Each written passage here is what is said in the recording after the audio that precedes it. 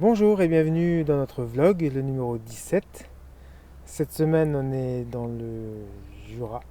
Ouais, on est retourné en France. Après avoir traversé la Suisse, on a passé à Bois d'Amont. Et puis on remonte direction le Larderet où on arrivera plus tard. Et donc c'était très joli et ça ne nous a pas empêché de nous tromper dans les chemins. Enfin, c'est pas vraiment qu'on s'est trompé, c'est que entre la carte et la réalité, il y avait certaines différences, certains chemins qui n'existaient plus. Bah bon, on s'est baladé dans la forêt, c'était sympa. Ouais, toujours avec le Stimalone Ouais. qui nous suit joyeusement sur les chemins et qui a hâte le soir de planter la tente juste pour pouvoir Sauter sauter dedans. sur les matelas et se faire une sorte de cabane, un petit peu comme Comme Axel, oui. Axel Papini. Ah oui, lui, il est parti avec ses parents et son grand frère, c'était en 77. Mhm. Et ils ont fait un tour de France avec un âne. Et on a eu la chance de les rencontrer. Et partager leurs souvenirs et notre voyage. Comparer, Comparer comparer les époques. avec deux époques bien différentes. Il y a 40 ans, les gens ne regardaient pas les voyageurs avec un âne de la même façon qu'aujourd'hui. Et on a pu partager ça avec eux. Et c'était un chouette moment. Ouais, c'est très intéressant. Alors On vous invite à cliquer sur s'abonner en bas à droite de l'écran.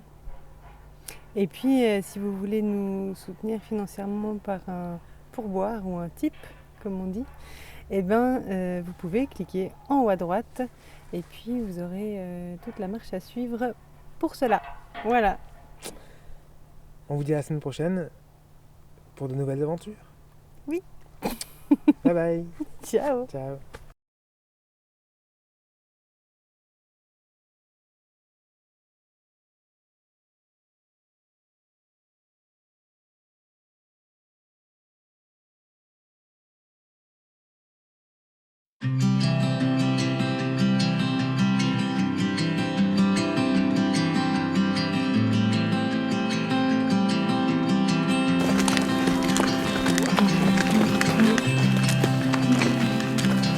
Ouais, mais c'est juste qu'elle la voix.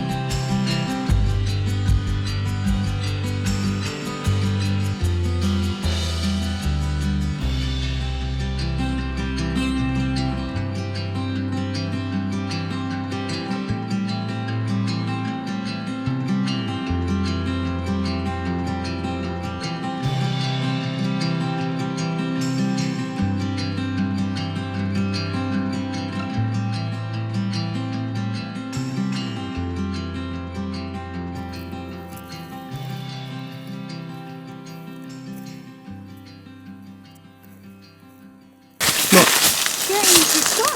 Un cul-de-sac. Cul-de-sac. Ça ressemble pas du tout à un animal. Quand je choisis, oui, c'est quand je choisis, parce que du coup, j'en ai.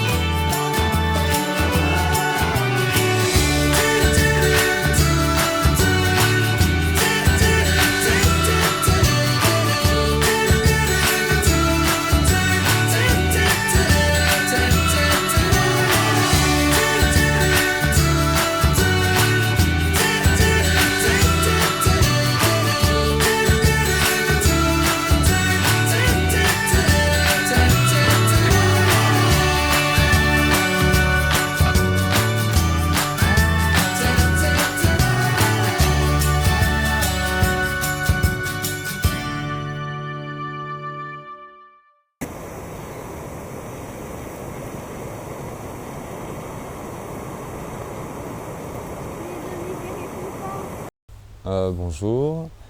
Donc je m'appelle Axel, je suis le fils de Georges et Marie-Claude Papini qui ont fait un tour de France à pied avec un âne, et mon frère et moi qui devaient avoir 4-5 ans, et moi j'ai commencé à 16 mois et fini à 2 ans et demi passés. Moi, j'étais vraiment petit, donc j'ai très peu de souvenirs. Plus on se rapproche de la fin du voyage, j'ai quelques images qui me viennent d'un seul coup comme ça, quelques flashs. Je pense à des choses comme mes parents qui plantaient une tente, et quand on s'arrêtait, mon frère et moi, la tente était encore vide, il n'y avait pas les bagages dedans, et mon frère et moi on courait, et on arrivait très vite, et on faisait des galipettes dans la tente qui était encore vide, voilà, des choses comme ça.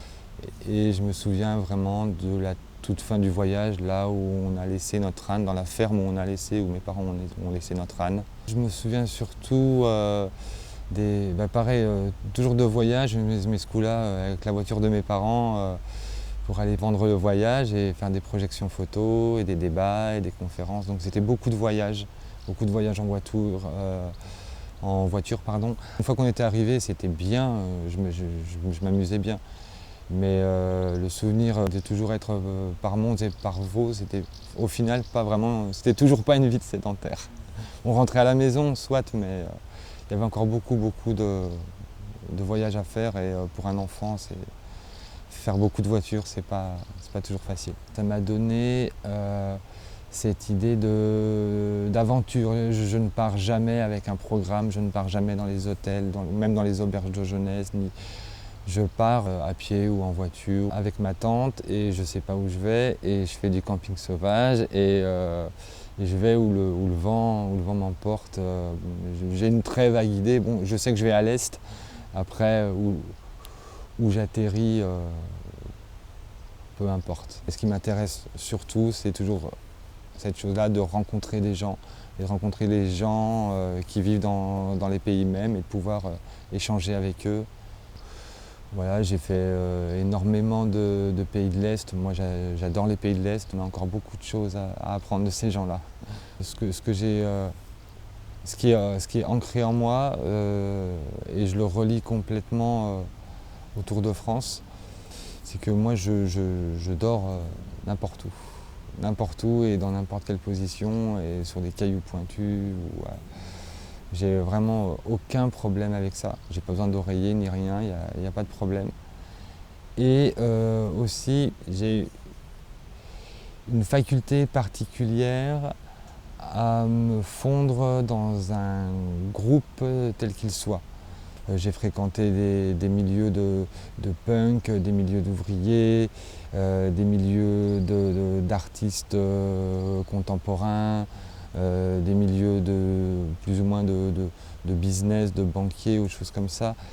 J'ai toujours réussi à me faire accepter dans ces groupes-là, et à faire le tampon entre les groupes et au final, je crois que c'est, en tout cas à l'heure actuelle, c'est une grande richesse de pouvoir faire ça. Ça permet de pouvoir faire le lien entre des groupes qui se comprennent pas toujours très bien, de pouvoir savoir ce que tel groupe a envie de faire passer comme message à l'autre, et que l'autre ne comprend pas, enfin ce que les gens ont un peu dans la tête. Je pense que c'est le voyage avec mes parents, c'est une certaine vision de l'existence qu'ont eu mes parents à ce moment-là, que j'ai réussi à rester ouvert comme ça, ouais, je pense.